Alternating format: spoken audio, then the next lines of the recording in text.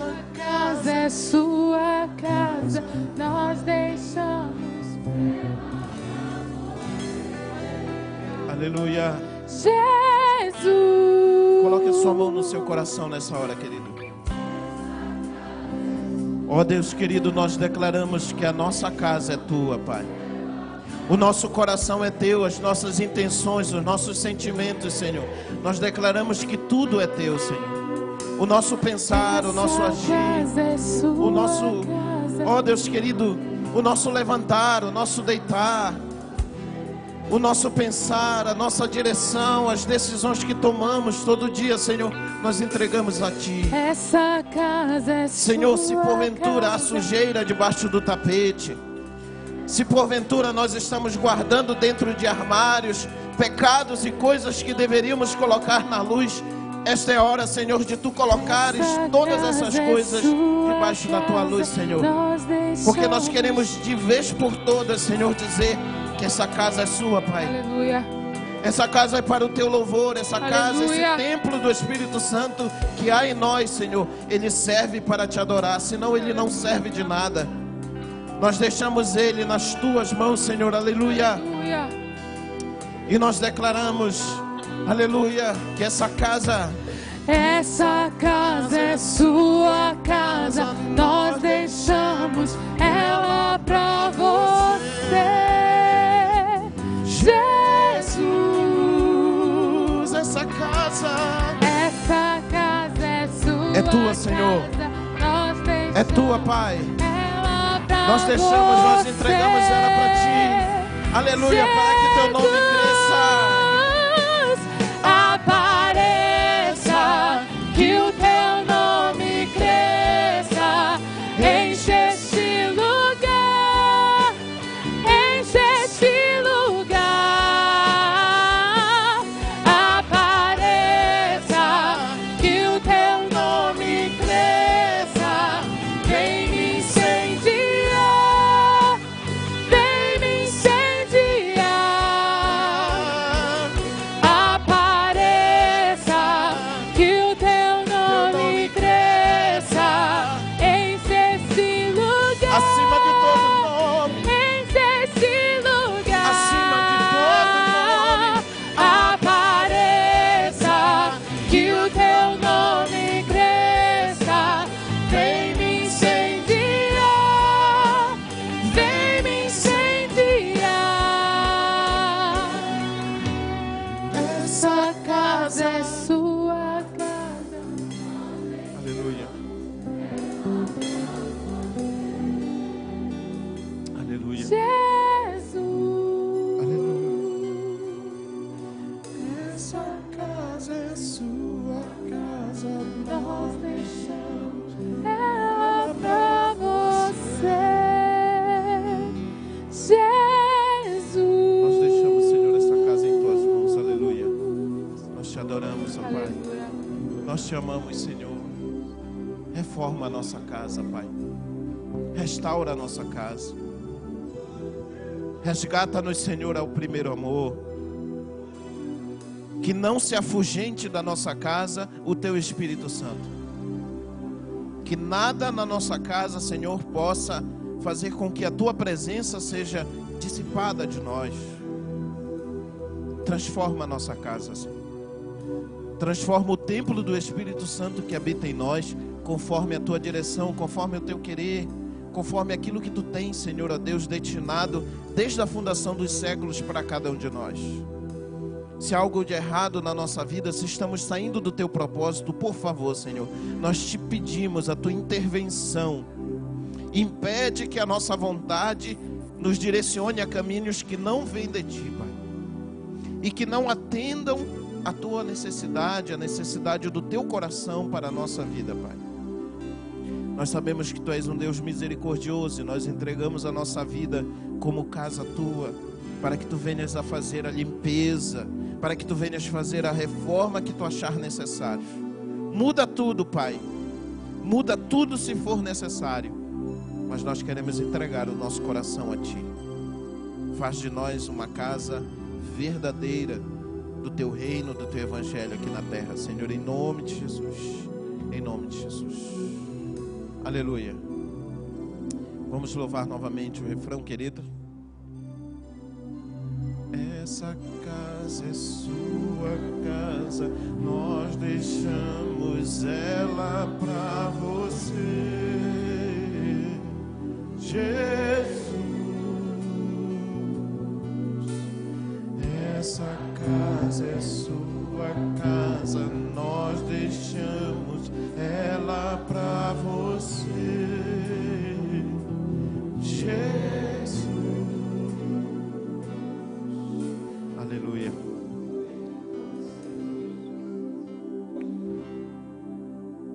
Grupo de louvor, cantar mais uma vez, que eu quero começar essa reflexão falando justamente disso, dessa restauração que Levi falou.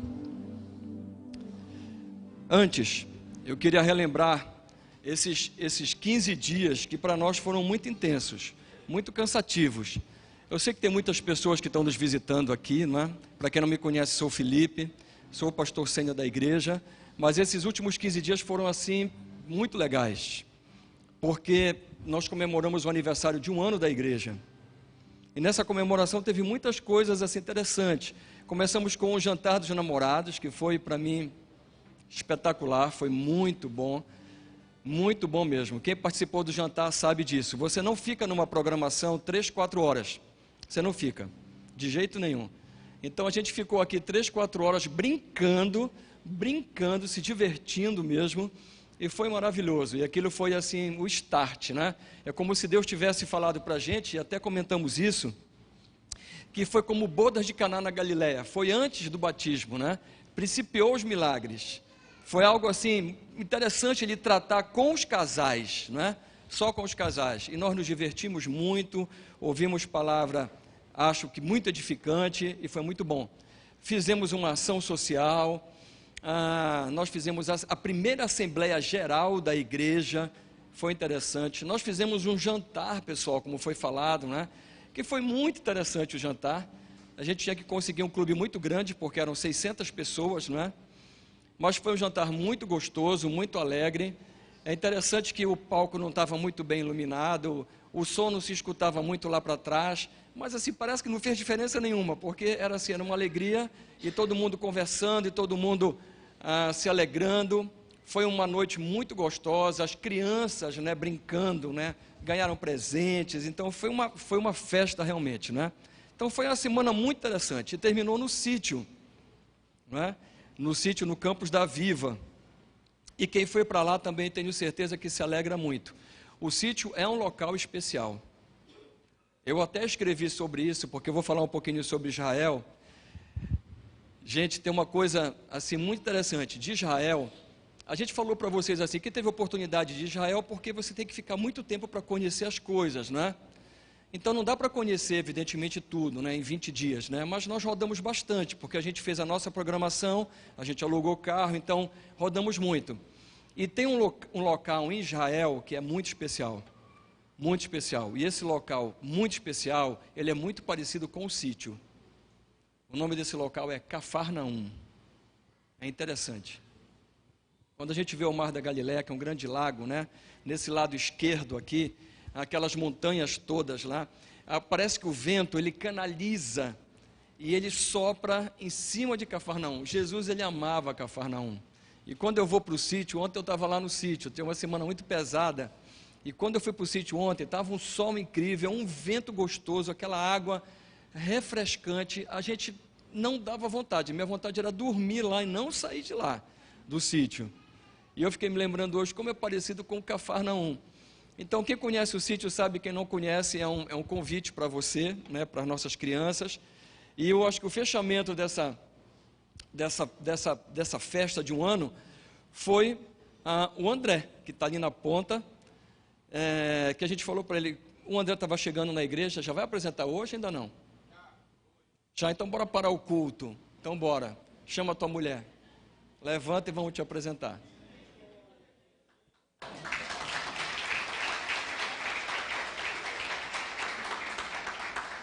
Então bora, é rápido, né? Porque o homem é rápido. Então,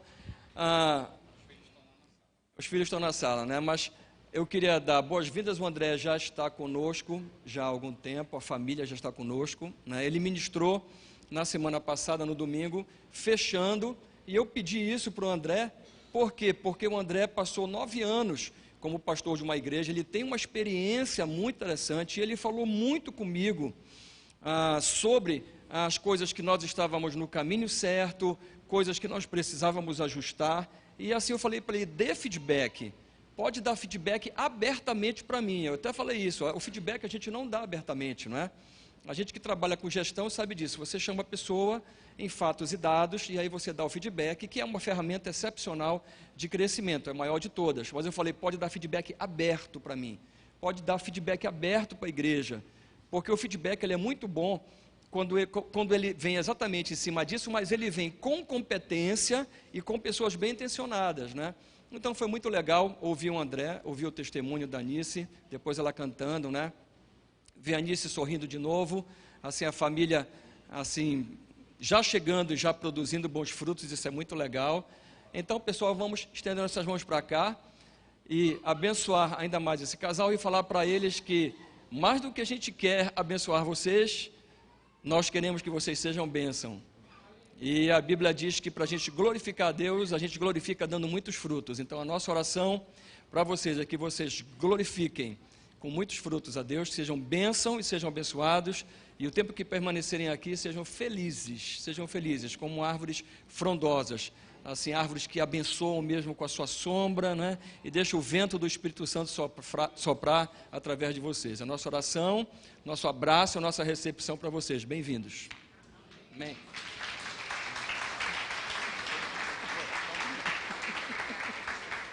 Então, bora, pega teu violão, vai trabalhar. Então, vamos lá. Então, foi muito legal esse ano de igreja, pessoal. E hoje de manhã,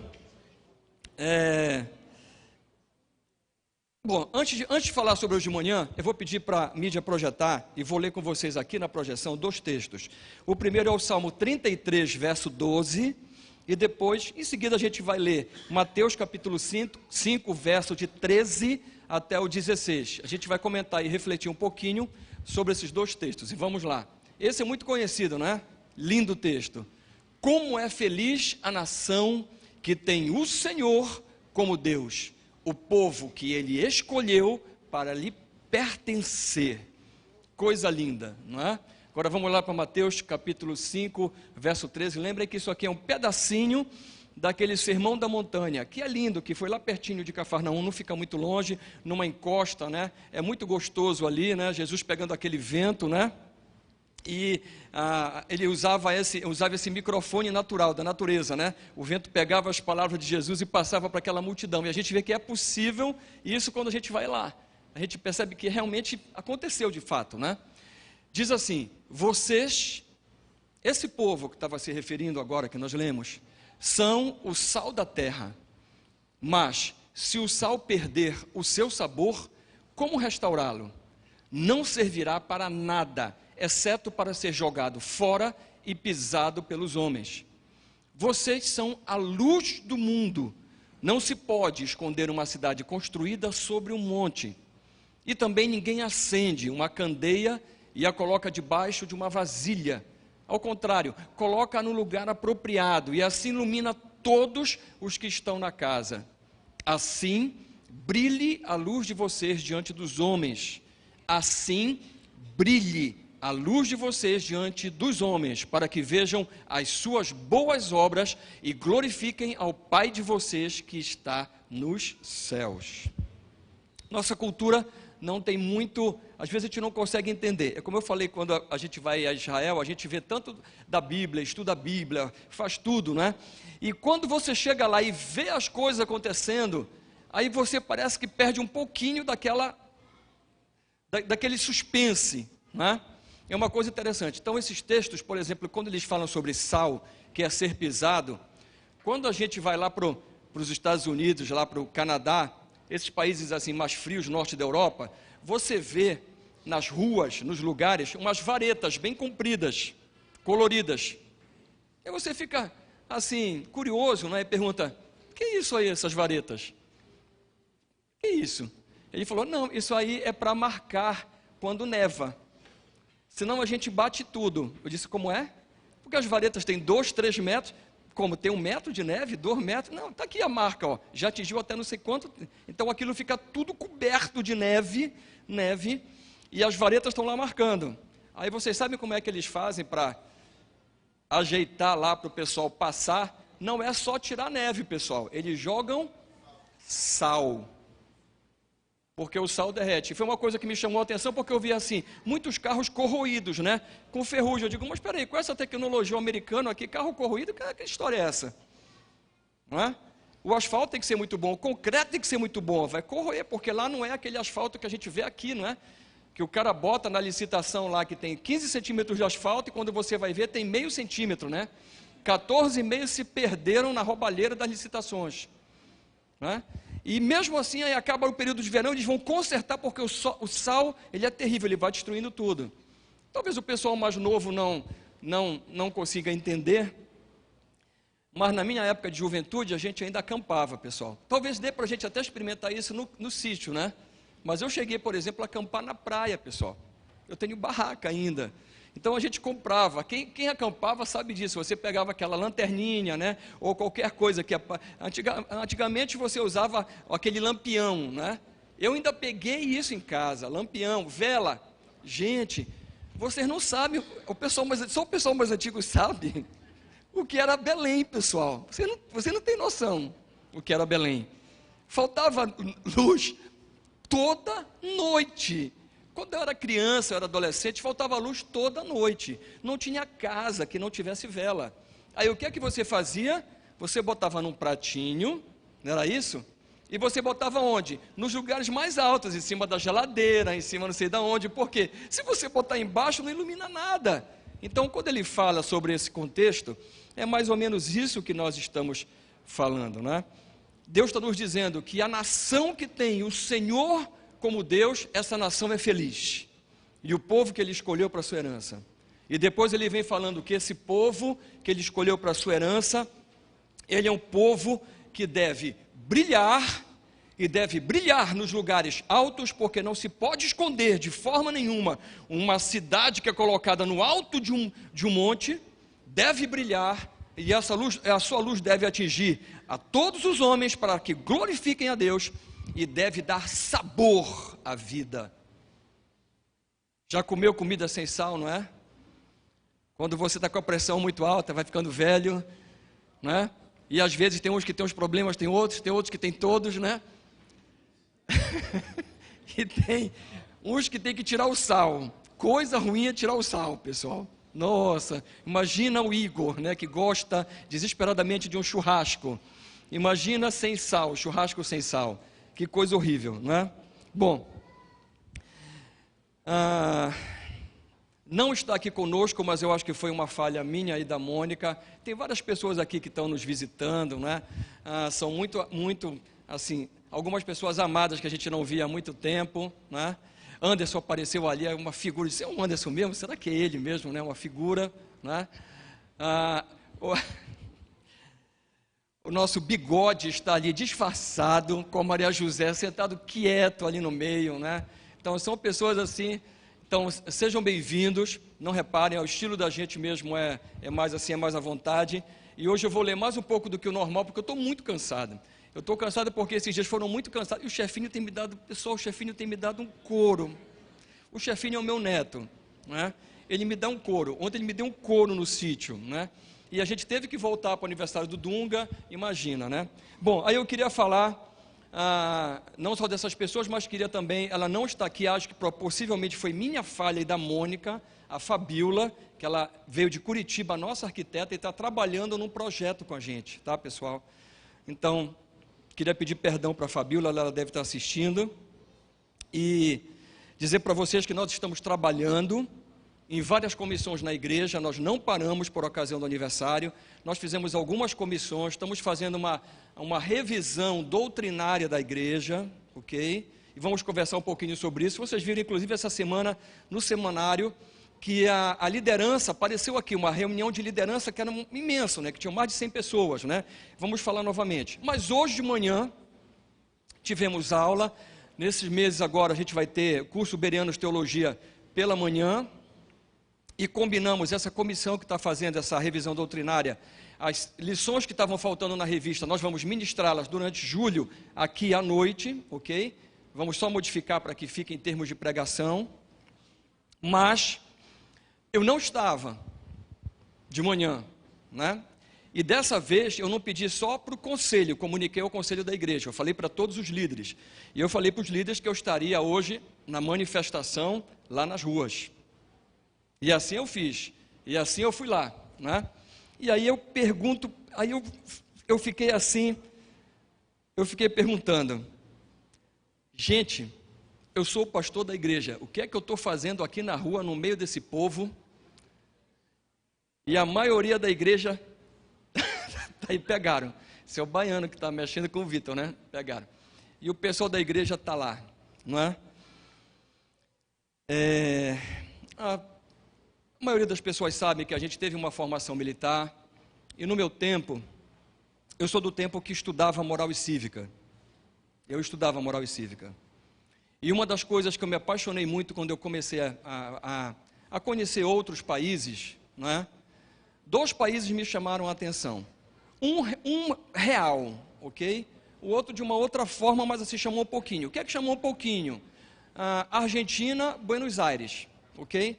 Porque na época que eu fui, a cidade estava toda decorada com bandeiras deles, né? É um pouquinho, por quê? Porque sair de Buenos Aires tu não enxerga nada disso, né? E a Argentina basicamente é Buenos Aires, né? Ok.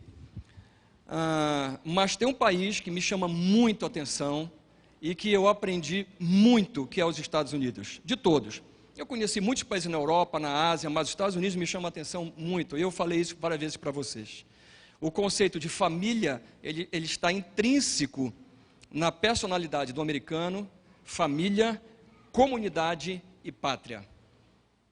E você entende porque eles são o número 1 do mundo quando você percebe o que é que está por trás desse sentimento de comunidade, esse sentimento de cristandade, da colonização deles. E você entende por que é uma pátria tão abençoada. É interessante isso. Você entende quando você vai a Israel e você vê vários, me perdoem, é só um testemunho pessoal, absolutamente nada contra, mas os bairros armênios, católicos, os lugares muçulmanos, árabes, todos eles, todos sejam quais forem, eles são diferentes dos lugares judeus. Todos são diferentes. Os lugares judeus são limpos, arrumados, organizados, modernos, floridos, seguros, e aí vai. Chama atenção. Chama atenção. Eu fui da época, como eu falei para vocês, que a gente estudava moral e cívica, que toda semana a gente formava e cantava o hino nacional, sem o hino do Pará, sem o hino da bandeira, sem o hino nacional. Então isso me machucou assim um pouquinho, porque eu disse, nossa, como eles têm uma pátria tão maravilhosa, a gente viaja por tantos lugares, o Brasil, o nosso país, é um país absolutamente lindo. O Brasil não deve nada a nenhum país do mundo, nada, absolutamente nada, nada, nada. O Brasil é fantástico, é continental, tem uma costa linda, tem uma floresta maravilhosa, cerrados, planícies. Gente, o Brasil é uma riqueza. A gente vai para cada país que não tem nada, nada a oferecer. O Brasil tem tudo. E a gente viu nos últimos anos o Brasil perdendo, sabe, perdendo os valores, perdendo as coisas, e nós entramos eu diria que foi numa guerra. Nós entramos numa guerra, e essa igreja, de alguma forma, e da onde ela veio, ela participou dessa guerra, porque nós oramos muito e continuamos orando. Nós marchamos até, aproveitando Raimundo e Maria José, a gente fez uma loucura, a gente encheu de bandeira todo mundo, verde e amarelo, nós marchamos pelo bairro onde nós estávamos, profetizando. Nós participamos de alguma forma daquelas medidas anticorrupção, nas reuniões em Curitiba, onde nós tivemos a oportunidade de conhecer rapidamente o procurador Deltan Dallagnol, que é um irmão nosso, que é uma pessoa crente, de um testemunho absolutamente fantástico. E ele falando da operação Lava Jato, né? Falando dos milagres que Deus fez, eu já falei para vocês, você fica estarrecido com aquilo, porque sem a mão de Deus jamais aconteceria. E Deus revelou para ele, né, no momento que ele estava com muita ansiedade, né? muito complicado o momento que ele fez uma outra operação anterior, que não deu absolutamente em nada. Ele foi aos Estados Unidos, foi fazer um curso em Harvard, aí ele encontrou com um pastor, e o pastor, usado pelo Espírito Santo, descreveu o que iria acontecer no Brasil e como Deus iria usá-lo. E como Deus tem usado esse garoto, que ainda é garoto, né? Que nós que entendemos um pouco, desejamos, quem sabe um dia ele vá se tornar um procurador-geral da República, né? Porque é um homem de valores, né? Mas o Brasil, na verdade, ele vive uma guerra enorme, enorme espiritual. De um lado, um mecanismo que, sem dúvida nenhuma, pelos valores envolvidos e já recuperados, é o maior mecanismo de corrupção da história da humanidade, não é do Brasil, é da humanidade, mas é também o maior movimento que eu entendo de derrubada de valores cristãos. Não é só uma guerra material, financeira, é uma guerra ideológica, é a implantação a partir do presidente Fernando Henrique, quando ele trouxe a ideologia gramscista para cá, para o Brasil, do marxismo cultural, invadindo, tomando conta das nossas escolas, das nossas universidades, das nossas artes. Foi assim um transbordo na cultura brasileira que nós mal percebemos, e nesse momento a igreja meio que anestesiada, uma igreja que vem depois de igreja apostólica, uma igreja que está meio que sem identidade, parece que perdeu um pouco a identidade, mega igrejas surgindo, processos de igreja, de estratégias de igreja que fazem com que as igrejas aparentemente cresçam, mas as tornam superficiais e manipuláveis, portanto, mais ainda. A igreja parece que perdeu maturidade. A igreja parece que se transformou, em alguns momentos, em empresas, e se alijou do contexto, naquele dualismo satânico, que você não pode tratar como reino, e é isso que Deus está falando na palavra dele, e sempre falou sobre reino, e você tem que tratar da salvação da alma, como se o resto todo não interessasse, e você não tivesse que ter postura nenhuma, que você só fosse cristão, e só fosse crente no domingo à noite, porque quando você sai daqui até o domingo de manhã, você é outra pessoa, ninguém consegue entender que você é uma pessoa que é um embaixador, que é um representante de Cristo, que você é um templo na terra. Aí a gente canta assim, que essa casa é sua, restaura, Senhor. Olha, pessoal, restaurar a casa, para quem já passou pelo processo, é muito difícil, é mais fácil construir, tá? E aí nós vamos passar pelos dois processos. Se você topar restauração, aí você pode pensar assim, restauração é assim, não, restaurei minha casa, consertei minha vida. Não, não é um processo estático, é um processo dinâmico, é um processo que você vai ter que fazer todos os dias, porque nós estamos alugando esse local aqui, ó. Mas se os diáconos não estiverem atentos, vocês vão olhar que tem um fio aqui pendurado bem aqui na esquina, ó. Igual a esse, tem mais uns 6 que eu já contei aqui, ó. E a cortina já caiu aqui porque ninguém notou. E a parede já descascou ali. E se você for notar mesmo e perceber, você vai dizer assim, nós precisamos de restauração constante. A nossa vida é assim, isso dá muito trabalho. Cantar é muito fácil, mas você quer restauração mesmo?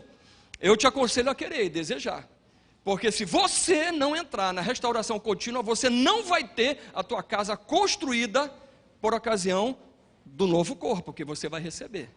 Aí não precisa restaurar, porque aí não tem pecado. Todo lugar, tudo onde o homem colocar a mão, tudo precisa de restauração. Tudo precisa de restauração.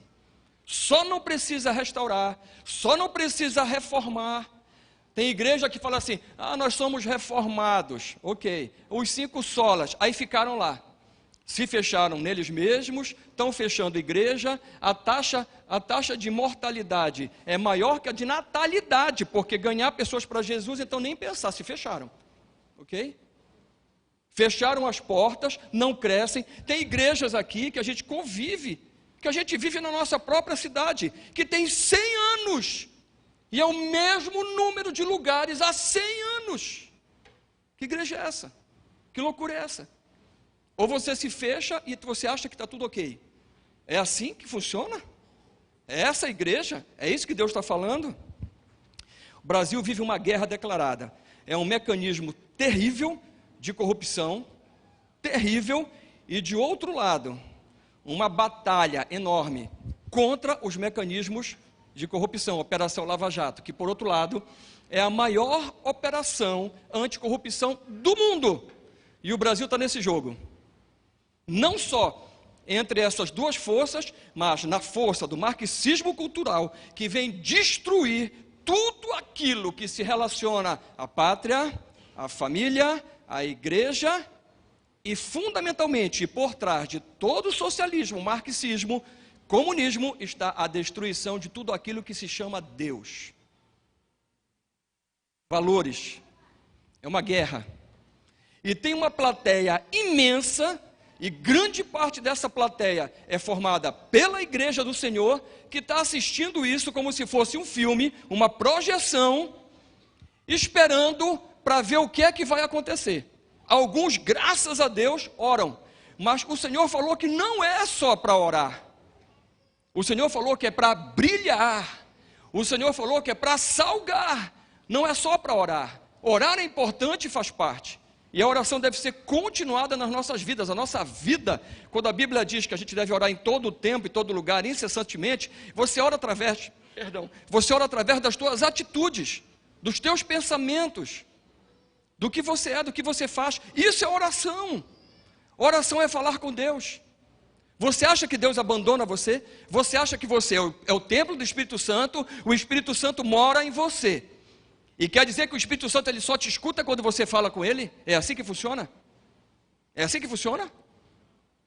Não, pessoal, a oração é constante. Nós somos o templo do Espírito Santo. A nossa oração é a nossa vida. É a nossa vida. Foi isso, em parte, que foi falado no domingo passado. Jesus, ele morreu fora do arraial, ele deu tudo por nós, ele fez tudo por nós. Ele chegou ao limite. Como que a gente pode ficar sentado num banco? Como que a gente pode ficar imparcial, vendo as coisas serem destruídas, os valores destruídos, as igrejas aviltadas, as nossas crianças sofrendo abusos mentais, psicológicos terríveis, as nossas universidades tomadas? Como nós podemos ficar quietos por causa da cultura? O que é a cultura? A gente já viu isso, não é, pessoal? Ideia, ó, começa com ideia, pensamentos. Pensamento passa para outro, ó, passa para outro. Aí, ó, atitude, eu faço alguma coisa. Aí alguém repete, aí um grupo repete. Aí aquele grupo pega aquela atitude, aquela ação e transforma de modo continuado.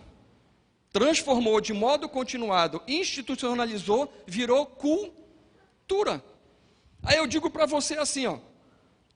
Essa semana nós lemos uma reportagem estarrecedora no Diário do Pará, passei para toda a igreja, falando que Belém foi feita uma pesquisa numa entidade muito séria, falando que Belém é a cidade com mais adúlteros no Brasil. Aí eu passei isso para o pastor Paulo da Raiuca. Eu disse, Paulo, eu nem falei para ele nada, assim, Paulo, olha isso aí. Quem conhece o Paulo da Raiuca é um dos seminários que nós vamos fazer no segundo semestre. Eles já estiveram conosco. Eu acho que no Brasil, são dos melhores do Brasil sobre sexualidade. São muito bons, vão voltar em setembro. E ele falou assim, pastor, eu estava orando para Deus e falando, Senhor, me dá a linha que tu queres sobre o seminário, porque eu quero fazer algo novo a partir de Belém. Ele orando. Aí ele recebeu uma mensagem que eu mandei para ele. Ele disse, pastor, o senhor não entende, eu já tenho o seminário na minha cabeça. Ele passou em seguida os 7 pontos do seminário. Ele já passou para o pastor Rosivaldo. Já está pronto. Como é que uma cidade que tem a maior manifestação cristã do mundo, como é que uma cidade que é o berço do Pentecostes, onde foi derramado o Pentecostes no Brasil, onde nasceu a maior denominação evangélica do Brasil, como essa cidade pode ser a cidade onde tem mais adúlteros no país? Que igreja é essa? Quem somos nós? Que sal é esse? E que luz é essa? Eu fiquei pensando, na primeira vez, eu tenho que refletir com muita responsabilidade sobre a igreja, não é? E sobre as coisas da igreja, isso me dá um pouco de medo. Talvez o cansaço da gente seja por isso. Implantação de uma igreja é alguma coisa extremamente séria. Enquanto o Instituto Aviva, ele trabalha numa frente nitidamente cultural, nos eixos culturais, a igreja trabalha em caráter, a igreja trabalha em ensino bíblico, a igreja trabalha em adoração a Deus. Eles se complementam, é uma ferramenta, não é? Eu fiquei pensando, eu tenho que ter muito cuidado com isso, né? Eu pedi licença na primeira vez, na segunda vez pedi licença, tem um grupo um pouquinho maior, e eu fico pensando, Senhor, não vão reparar o que eu vou falar. O pastor fala coisas que são da palavra e são coisas do coração dele. Mas a minha vontade era estar hoje lá no meio daquele povo, com a camisa da nossa igreja. Mas eu não fui. Eu não fui. Disse, não dá ainda. Talvez, eu fico pensando, nós estamos investindo muito numa geração mais nova. Crianças, vocês sabem o que nós estamos falando, papais, não é? Papais que estão ainda, não prestaram atenção. Nós estamos em julho recebendo a responsável no Brasil pela geração Elo. É um projeto avançado, muito avançado, para crianças e adolescentes. Talvez seja o mais avançado, um dos mais avançados do mundo. É da Willow Creek Church, lá de Chicago, que faz o Summit, não é? A geração futura no Brasil foi geração Elo. São elos de ligação, que vem ajustar essas novas gerações, preparar essas novas gerações. Esse trabalho que está sendo feito pela igreja é um trabalho muito forte em cima de adolescentes, crianças, adolescentes e jovens.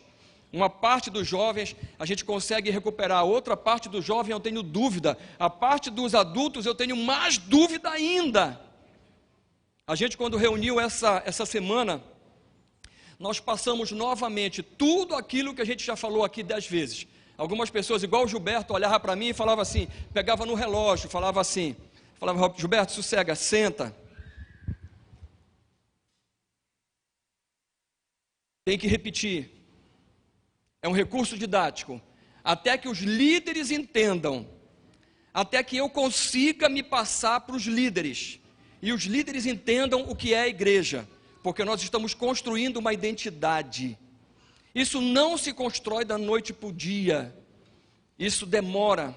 Isso é um processo lento, gradual. E uma geração que não está acostumada com isso, que não está acostumada com transparência, que não está acostumada a colocar a cara para fora da porta, que não entende ainda de fato o que é reino, que acha que pregar o evangelho e abandonar a pessoa é suficiente. Não é. Que prega o evangelho, multiplica é suficiente. Não é, nunca foi. Essa tática nunca foi, essa estratégia nunca foi a estratégia de Jesus, e nós já provamos isso aqui. A estratégia dele sempre foi a do cuidado, do discipulado. Isso dá muito trabalho, e isso faz com que líderes e pessoas cresçam e emerjam. E isso não é manipulável. Isso demora. A gente vai ter que passar por uma metanoia. A gente vai ter que renovar de verdade o nosso entendimento. A gente vai ter que desinformar, restaurar. É aquilo que estava sendo cantado, restaurar. Você vai ter que mudar a tua mente. Isso não é simples, isso é complicado. Quando a gente define que a nossa igreja é fundamentalista, é que nós estamos falando que nós nos apegamos à Bíblia literalmente, acreditamos que a Bíblia é a palavra de Deus, ponto, que a Bíblia é inerrante, ponto, que a Bíblia é infalível, ponto, que a Bíblia não vai ser nunca modificada, não vai passar nada da Bíblia. Isso é ser fundamentalista. Chame de puritano, fundamentalista, como quiser, mas do outro lado tem a outra parte, que não é amar a Deus, conhecer a sua palavra e obedecer. Tem a outra parte que é do servo do teu irmão. Você não pode só amar a Deus, você tem que amar o teu irmão. E como é que você ama o teu irmão? Quando você o serve, quando você o ajuda, quando você é ferramenta para tirá-lo da escravidão, tirá-lo das trevas. Mas não é só isso espiritualmente, ajudá-lo em tudo que nós pudermos ajudar. E a igreja tem o seu papel, uma associação, um instituto tem um outro papel. E nós passamos a semana novamente conversando, discutindo e falando com todos eles sobre isso. Todos os líderes estão capacitados, porque o que eu tenho perturbado o que eu tenho falado, o que tem na playlist lá, que você não assistiu, eu acho, e repetido isso é no sentido de formar a nossa identidade. E nós precisamos insistir nisso.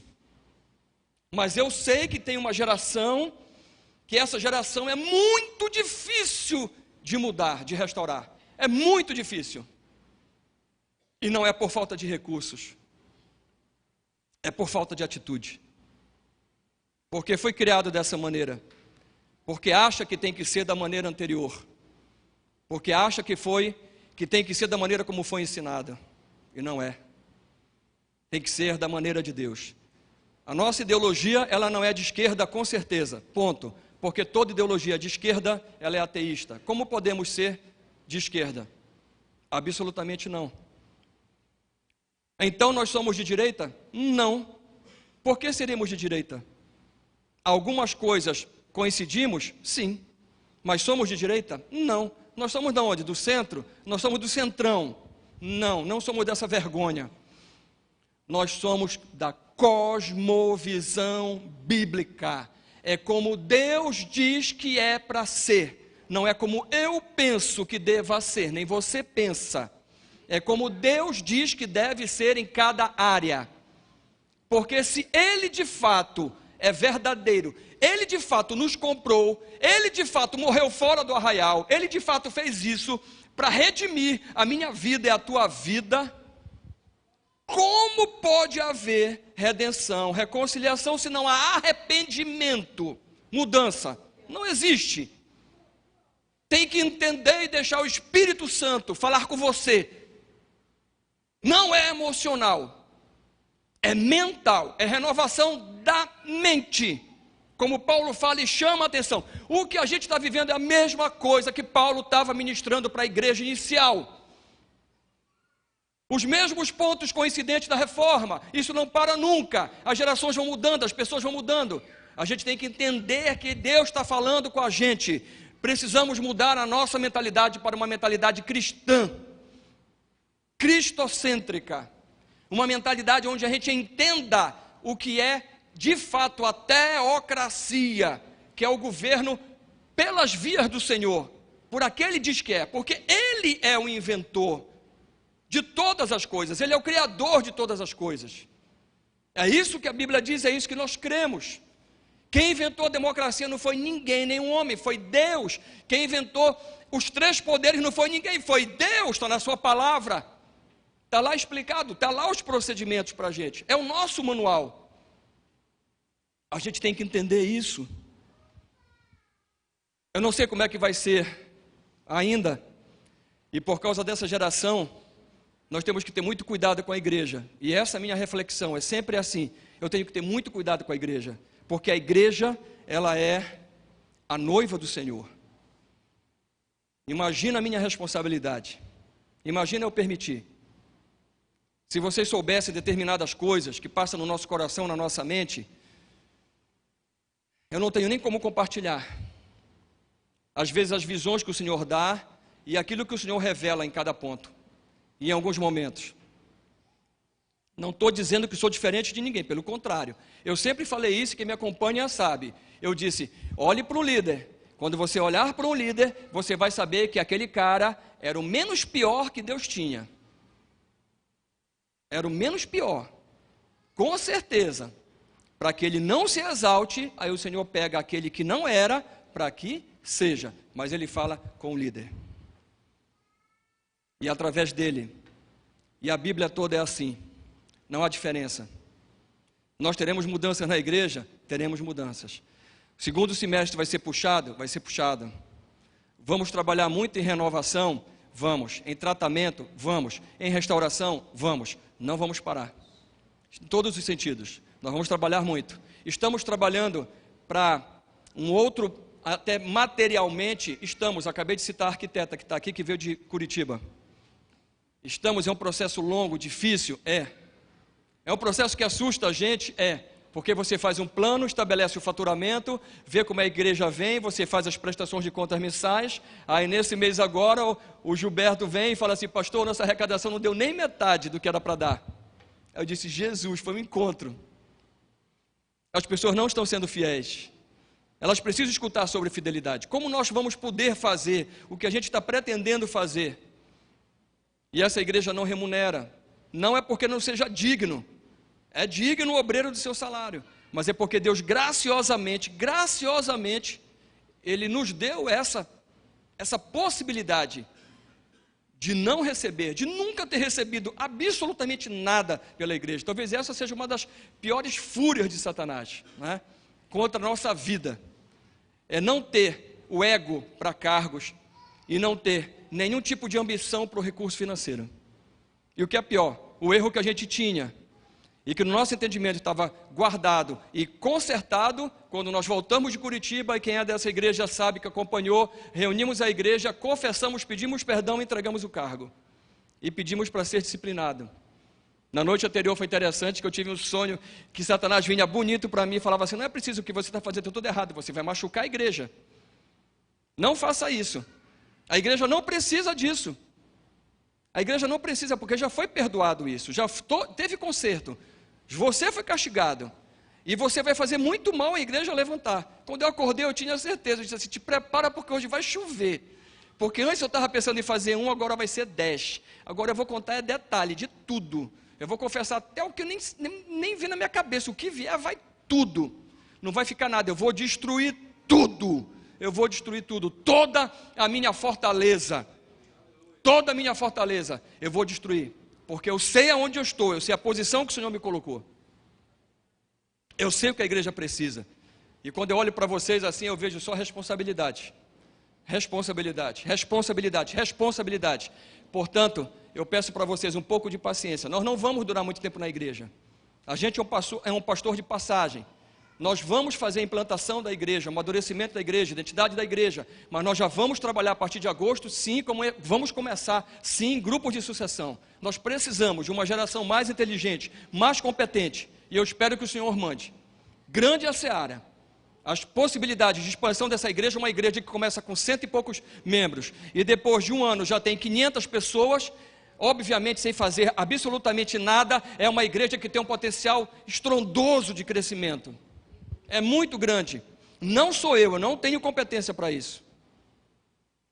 O Senhor, Ele vai chamar, Ele vai capacitar, Ele vai levantar entre nós jovens, pessoas que Ele vai preparar. É diferente. Nós vivemos numa guerra, queridos, que o meu tempo era da Guerra Fria, era de espionagem. Hoje você vê, por exemplo, os acontecimentos no Brasil, e aí você fica falando, por exemplo, em criptomoeda. Você sabe o que é isso aí? Como é que foram pagos aí esses supostos, eu estou dizendo aqui, supostos $300 mil para o hacker russo que fez esse apanhado de mentiras e de crimes, que inclusive quem pegou isso e é tão criminoso quanto ele, né? Dos telefones particulares, do juiz, do procurador, da Operação Lava Jato de combate, é criminoso, tão criminoso quanto aquele que pegou e entrou, divulgando esses dados. Já hoje, já tem as próprias entidades favoráveis, já estão com medo, recuando e dizendo que os dados foram forjados. Conversas mentirosas, pagos em bitcoins, sabe o que é isso aí? Você lembra lá o que é o negócio da besta? Você lembra lá a marca da besta, como é que vai ser? Que ninguém vai conseguir vender e comprar? É simples assim, ó. Eu não sei se você consegue assim perceber, vou ser o mais sucinto possível, para você entender como é que esses camaradas estão atuando. Eu fui gerente de banco, e na minha época, quando eu entrei logo no banco, bem novinho, o que valia era o cheque. Aí a gente começou a fazer aqueles planejamentos que duravam muito tempo. Naquela época era interessante, era muito chique você fazer planejamento quinquenal e decenal, 10 anos. Imagina, hoje você não consegue fazer planejamento para 2 anos. Você não tem cenário para 2 anos. Olha só, a gente já sabia que o cheque ia cair numa velocidade estrondosa e o cartão ia aparecer. Compramos um sistema na época que ele monitorava tudo, a tua propensão de consumo, onde você gastava, quando gastava, quanto gastava e quanto iria gastar. Olha só, tudo monitorado, e já sabia que ia mudar tudo, que a moeda ia ser eletrônica. Aí em 2008, um grupo de hackers, com o nome japonês, eles lançaram numa convenção a tal da ideia do Bitcoin, que é uma moeda virtual criptografada. é uma moeda que não pode ser rastreada. Esse negócio é tão maluco, para você ter uma ideia, eu já visitei aqui em Belém, cara que tem Bitcoin. Eu fiquei besta de ver os computadores dos caras, porque para o cara ter esse tipo de coisa, ser uma espécie de corretora, e minerar, que eles falam que é criar moeda, ele tem que ter supercomputadores. O computador do cara era, a série de computadores do cara, que não pode ser desligada, tem que ficar 24 horas, eles eram refrigerados a um líquido, que eu não sei nem qual era o líquido. O computador do cara era refrigerado com um líquido que eu nem sabia o que era. Era numa sala que a gente entrava, que era uma loucura. Não sei como o cara me chamou para ver isso, né? Olha só. Aí esses supercomputadores, essas moedas, para vocês terem uma ideia, ela tem inclusive a quantidade que ela existe e que ela vai existir no decorrer dos anos. Entenda como é o negócio. Eu vou fazer um parênteses aqui, porque às vezes a gente fala e a igreja parece que está ela está no Neverland. Parece que não é contigo. Não é contigo? O hacker foi pago com 300 mil bitcoins, que eles andaram por 3 países, terminaram na Rússia e viraram rublos. Como é que é isso? São supercomputadores, mas super mesmo, quem entende disso sabe, né?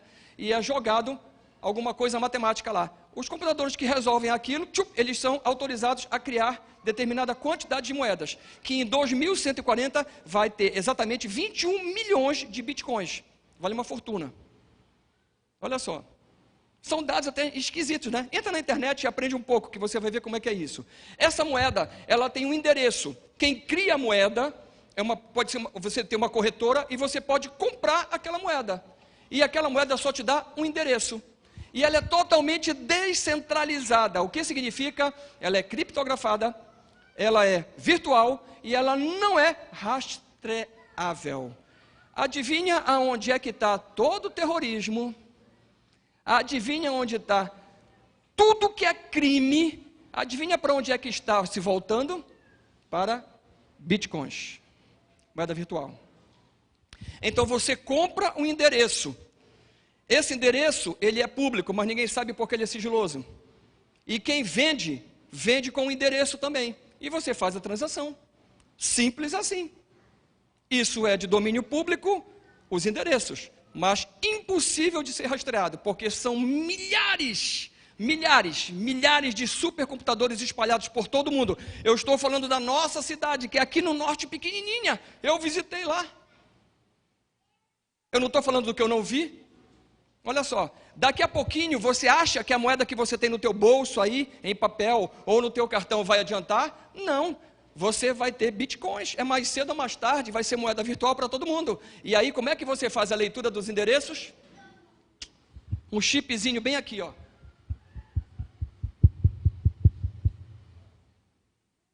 Você pensa que está longe? Você pensa que está longe? Na minha época, que eu trabalhava, eu entendi um pouquinho de comércio exterior, e a gente tem que dar parabéns por essa proximidade, enfim, porque eu participava dos ENAEX, que a gente chamava aqui, Encontros Nacionais de Comércio Exterior, né? E você viu o Brasil fazendo negócios com países, com ditadores, na minha época, como Gaddafi e outros, países assim, terríveis, subjugados, e desprezando acordos como o NAFTA ou acordos como o Mercosul, como foi convidado. Aí você vê numa reunião dessa aqui do G20, a primazia, não é? É Deus no comando, porque você vê que o presidente nitidamente é limitado por algumas coisas, e no entanto ele aproxima frontalmente do fechamento de um acordo com a comunidade europeia. Você não nem imagina o que isso é capaz de fazer com o Brasil. O que eu estou falando, queridos, que nós estamos na minha época, quando a gente reclamava disso, da postura brasileira e tudo mais, a Europa era assim, ó. Vocês viram que a Angela Merkel se levantou essa semana e chamou a atenção do Brasil sobre desmatamento, tal. Aí o presidente pegou e pum, bateu nela, na mesma hora. Olha só, como é que funciona? Captura de carbono, você sabe o que é isso? Você produz, você joga uma emissão, né, de carbono na atmosfera monstruosa e você não tem como, a legislação diz que você tem que retirar isso da atmosfera, o que você está sujando. Aí você não tem como fazer. Como é que você faz? Você vem aqui na Amazônia, compra uma área na Amazônia e diz, olha, aquilo que eu estou jogando na atmosfera, eu estou capturando aqui, ó, na Amazônia, nessa área aqui, ó. E essas empresas chipavam as árvores. Chip nas árvores para localizá-las. Nós temos na igreja, não está hoje aqui, tem uma pessoa que tem uma empresa de alta tecnologia, que ela é capaz de monitorar pelos satélites da NASA, que ela tem acesso a determinadas coisas, né, e monitoramentos assim, a precisão de 1 metro. Eu fui lá, eu e meu sócio, a gente foi lá. Abre aí para ver como é que funciona. Ela monitora 1 metro. Você pensa que a tecnologia não chegou? Você pensa que a gente vai ficar vivendo no Neverland para sempre? Você pensa que esse tipo de coisa aí, de Bitcoin, não vai atingir a gente? Que não vai ter que entrar nesse jogo, e aí você vai ser perseguido, porque tu só vai poder vender se tu tiver lá o teu endereço lá, chipado, não é? Bom, a verdade é assim, eu tenho muita preocupação na igreja, perdoe por divagar um pouco, são assuntos assim, acho que a igreja precisa se inteirar mais, são tecnológicos, não é? Mas, eu acho que aquilo, como Israel, que parecia tão distante, e de repente, quando a gente vai a Israel, parece que perde um pouco da graça e está tão perto.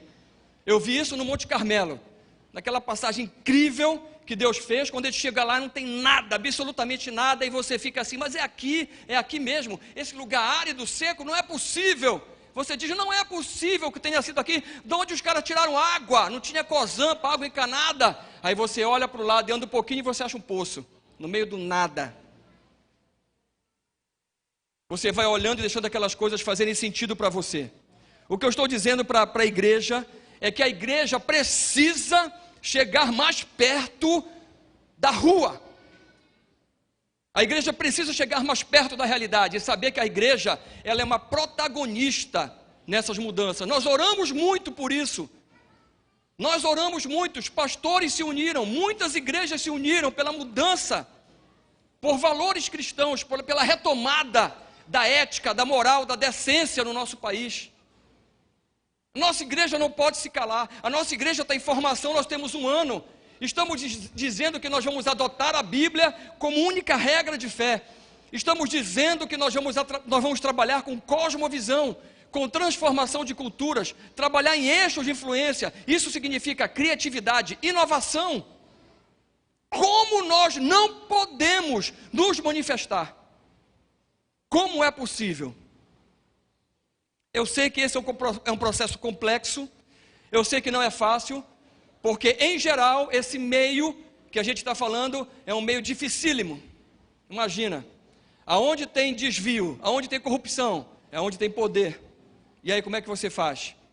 Mas você nunca me viu defendendo nome ou indicando nome abertamente no púlpito para você votar. Você nunca viu isso. Mas você viu constantemente a gente falando de valores,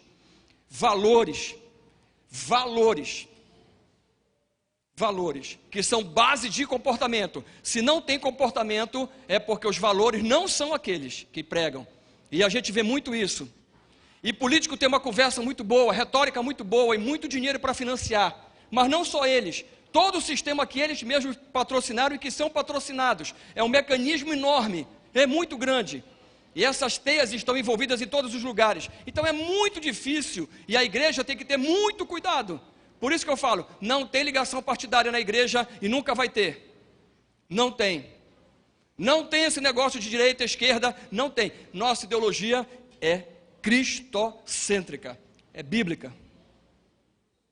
Mas eu fico pensando, apesar dos riscos, e eventualmente vamos errar, porque não existe processo criativo sem erro, mas nós temos que mudar a nossa mente, nós temos que mudar a nossa concepção do nosso evangelho para um evangelho de reino. Nós precisamos fazer isso. Talvez o meu maior desafio seja justamente isso, seja mudar a concepção dessa geração, desta igreja. Queridos, eu queria finalizar essa reflexão, lembrando de uma coisa, que na dualidade da igreja, nessa dicotomia que foi imposta pelos líderes da igreja, e a gente vai ler um pouquinho até sobre isso, que o pecado, ele tem 2 vias. Por mais que a gente tenha sido criado e ensinado que o pecado tem uma via, isso é uma falácia, isso é uma mentira bem montada. O pecado tem 2 vias. A primeira via do pecado é você ir contra a vontade de Deus, é fazer aquilo que é errado. Isso é pecado, e você sabe. Mas ele tem uma segunda via, que é ir contra a vontade de Deus e deixar de fazer aquilo que Deus diz que é certo. E a igreja tem pecado por omissão, que é o pecado mais sórdido, é o pecado mais surdo, mudo e tolerável nas igrejas. As igrejas acham que não tem que se intrometer nisso, que não tem que fazer aquilo, que não tem que opinar sobre isso, que não tem que saber determinado assunto, simplesmente acham que tem que ficar de fora. Quem é que acha isso? É o teu líder? Você tem que ouvir Deus, porque o pecado está em desobedecer a Deus, e não desobedecer necessariamente a líder. O pecado consiste em desobedecer a Deus, e a gente desobedece a Deus quando a gente vai contra a sua vontade, quando a gente faz o que é errado. Mas é contra a vontade de Deus também quando a gente deixa de fazer aquilo que é certo, aquilo que está ao nosso alcance. E foi isso que foi falado na semana passada. Foi esse testemunho que foi dado. Eu queria ler um texto que eu acho muito interessante e passei para os líderes hoje. Entendam, igreja, isso é um processo. Eu acho que daqui para frente o amadurecimento e as conversas e as ministrações, elas vão numa crescente. Os líderes não vão ter mais como crescer.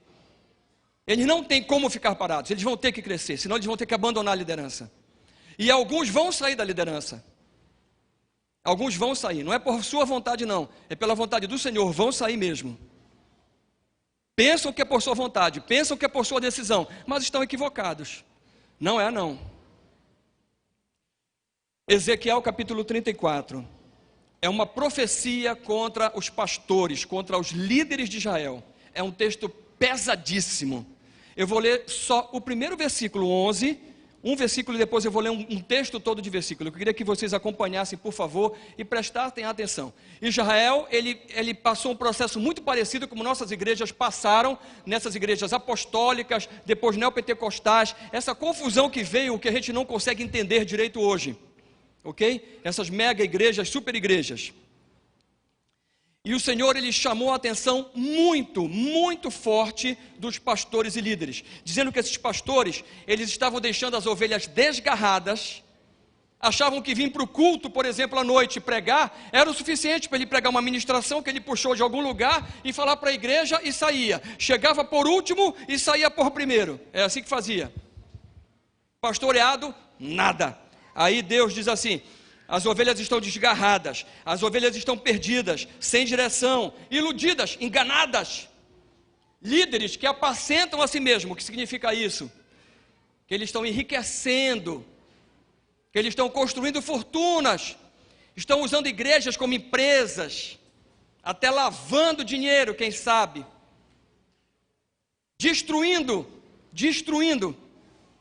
mentalidades, deformando mentalidades.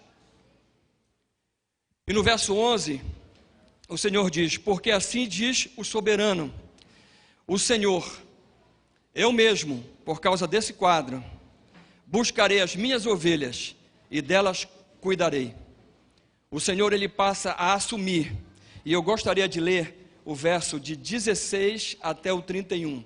É um texto longo, mas a palavra de Deus, ela é maravilhosa, ela não é enfadonha, ela é enriquecedora, e nós crescemos muito quando fazemos isso. Diz assim: procurarei as perdidas e trarei de volta as desviadas.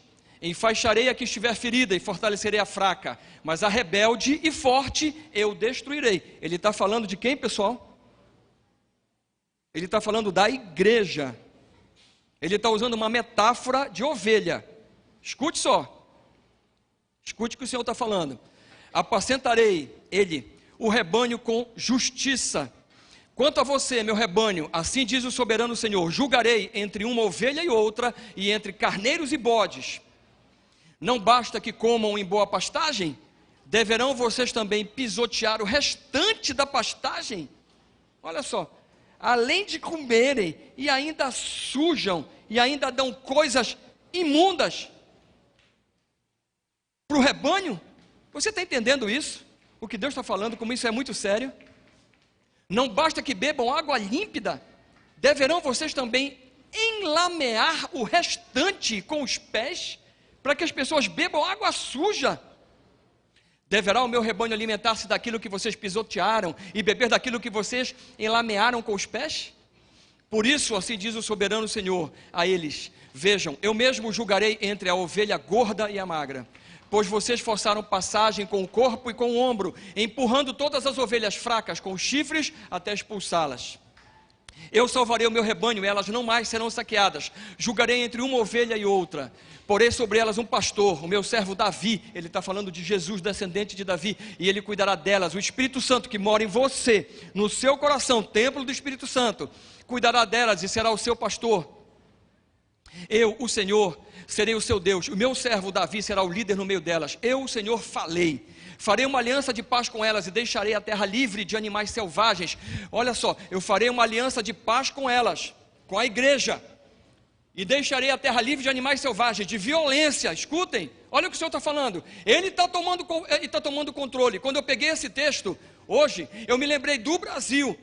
Isso não está dependendo da gente. O que está acontecendo no Brasil é obra do Senhor. O que tem para Belém, apesar dessa vergonha que nós citamos, é o incrível, é o abundar do pecado e superabundar da graça. É uma promessa de avivamento. O que não era vai ser. De Belém virá o avivamento. Não é o que teve lá depois da Rua Azusa, não. O Senhor está levantando uma outra igreja. Quisera, e eu desejo que a gente possa estar no meio disso. Mas há uma promessa nítida de avivamento para Belém. Um povo diferente, um povo transformado, mente renovada. É um povo que vai fazer a diferença. Escute o que o Senhor está dizendo. É Ele que vai acabar com a violência, para que as minhas ovelhas possam viver com segurança no deserto e dormir nas florestas, igual como a gente vai para a Europa, em alguns lugares que a gente fica na primeira semana procurando e preocupado. Hoje, se você está na tua casa e você ouve um menininho pegando uma bombinha dessas de São João, seja lá o que for, soltando, você leva um susto e pensa que é um tiro. Você fica sobressaltado. Se parar alguém encostar no carro, você fica sobressaltado. Você anda sobressaltado. Na Europa, você passa, nos Estados Unidos, você passa uma semana, 10 dias, até que você caiu a ficha que tu pode andar de madrugada pela rua, que tu pode deixar o carro aberto em qualquer lugar. Você não consegue entender. O Senhor está dizendo que para a igreja dele, que obedecer, que for restaurada, eu creio que essa promessa não é só para o Israel de Deus, de lá, nós somos o Israel de Deus, daqui e de todo o mundo, a igreja do Senhor. Eu creio nisso. Olha só, eu as abençoarei e abençoarei os lugares em torno da minha colina. Na estação própria farei descer chuva, haverá chuvas de bênçãos. O Brasil vai mudar literalmente. O Brasil vai mudar. Esse desemprego, essa corrupção que é alicerçada pela impunidade. A Operação Lava Jato prendeu centenas de pessoas. A impunidade alimenta toda a corrupção. A corrupção alimenta a decadência das nossas escolas, a decadência das universidades, o sistema público de saúde falido, as nossas estradas, rodovias, o desemprego generalizado. Ele rouba, ele é o maior ladrão de todos, ele é o maior incentivador da criminalidade, é a corrupção. E tudo isso é um mecanismo grande que está por trás da impunidade. E a partir do momento que vem a operação com mais força ainda, com mais legalidade, as coisas no Brasil começam a mudar. Você vai ver que vai diminuir o Estado, parar de adorar o Estado como na ideologia marxista, e adorar ao único que deve ser adorado, ao Senhor dos Senhores, ao nosso Deus. A Ele sim a adoração, a ninguém mais. Estado diminuto. Você vai ver o livre comércio e as coisas começarem a girar como num acordo desse, se chegar à conclusão que eu creio que chegará. Ou os acordos que estão sendo tratados no grupo do NAFTA. Escute o que o Senhor diz. As árvores do campo produzirão o seu fruto, a terra produzirá a sua oferta, a sua safra, e as ovelhas estarão seguras na terra, elas saberão que eu sou o Senhor. Vamos terminar. Quando eu quebrar as cangas do seu jugo e livrar das mãos, olha só, quando eu quebrar as cangas do seu jugo e as livrar das mãos daqueles que a escravizaram. Eu vou parar por aqui. Não há um rebanho de ovelhas governado por um lobo. Se nós tivemos no Brasil presidentes sucessivos que nos envergonharam, o maior deles está preso. Isso foi castigo sobre a nação brasileira. E ao mesmo tempo, hoje, resposta de oração de um remanescente fiel, de uma igreja que dobrou os seus joelhos e ora por esse país. E pela misericórdia do Senhor, que abunda a cada manhã. Nós fomos castigados sim. E nós precisamos entender isso. Nós precisamos mudar nas nossas atitudes. Nós precisamos de probidade, de honestidade, de transparência, de ética. Nós precisamos da palavra de Deus. A igreja precisa ser restaurada. A igreja precisa mudar. Senão a igreja não vai ser construída eternamente, com o corpo glorificado. Nós precisamos começar a mudança aqui e agora. Eu sei que vai ficar difícil. Eu sei que cada vez mais vai ficar difícil. A gente já entrou no mundo dos bitcoins, a maior parte não entende nada sobre isso. Ok, fechado. A nossa geração está passando, mas a geração que vem atrás de nós é uma nova geração de Isaques. São meninos muito inteligentes, meninas muito inteligentes, comprometidas, aptas a darem as respostas. Eles vão nos liderar. Nós precisamos entender isso e trabalhar como igreja firmemente na educação dos nossos filhos, herança do Senhor, e resistir, lutar e proclamar a luz do Senhor no lugar mais alto que nós pudermos estar. Nós precisamos dar sabor e conservar tudo aquilo que apodrece e aquilo que não tem gosto. E isso só é feito com a presença do Espírito Santo do Senhor. Eu convido a igreja toda a refletir sobre isso individualmente, sobre novos tempos, novas posturas, sobre novos valores, antigos novos valores bíblicos. Eu convido a igreja a que ore comigo nesse momento, para nós encerrarmos esse culto. A palavra de Deus fala em Mateus, capítulo 6, verso 10, e Mateus, capítulo 6, verso 33, que venha o teu reino. Deus, em nome de Jesus, nós queremos o teu reino, e clamamos, Maranata. Senhor, toma conta, não nos deixa como ovelhas perdidas, rebeldes, desgarradas, enganadas, mas Senhor, o teu próprio Espírito que hoje vive em cada um de nós, que ele possa nos unir, que ele possa, Senhor, nos capacitar. Ó Deus, que tu possas mandar os obreiros para a tua seara, Deus. Deus, que tu possas fazer algo novo, apesar de nós, apesar da gente, Deus, mas que tu possas ter toda a liberdade, que o teu Espírito Santo possa passear nesta igreja, como as crianças correndo. Deus, que o teu Espírito Santo ele venha a fazer uma mudança profunda no nosso modo de pensar, no nosso modo de agir, Pai.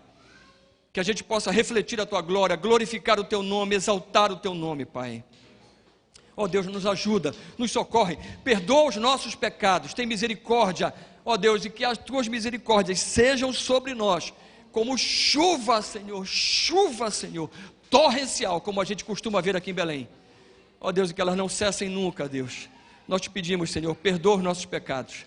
Ó Deus, nos guarda, Senhor, e faz a tua vontade sobre todas as coisas. Nós cremos nisso, Senhor. Nós te pedimos isso com toda a convicção, Pai. E oramos a Ti, Pai querido, em nome daquele que nós amamos, nosso Senhor e Salvador Jesus Cristo. Amém. Amém. Vamos ficar em pé, queridos, para a bênção apostólica, terminar o nosso culto, pedir para que a gente possa refletir. E ao final do culto, dar parabéns para o Uric Gabriel, que passou na OAB. A OAB é um dos órgãos que hoje ela não dá orgulho aos seus advogados, não é? Precisa de renovação, precisa de meninos com cabeça renovada, cabeça cristã. Vamos orar. Pai, em nome de Jesus, obrigado por essa noite, por esse dia. Ó Deus, guarda as nossas autoridades, nossos governantes, para que eles se aproximem o máximo possível. Na verdade, nós desejamos que eles se convertam, Senhor, mas para que eles se aproximem o máximo possível na influência da Tua igreja, porque nós sabemos que por experimentação científica, 20% da população, ela muda a cultura de 100%. Nós já somos mais do que 30%, a partir de 2030, 2040, a previsão do IBGE é que nós teremos maioria. Que espécie de igreja evangélica é essa? Onde nós estamos? Quem somos? Por que nós não mudamos? Por que nós não gritamos por justiça?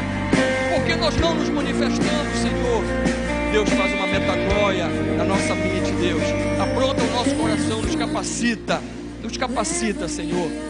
Guarda as nossas famílias, guarda as nossas crianças. Nós te pedimos, Senhor. Deus, guarda a nossa liderança, Senhor.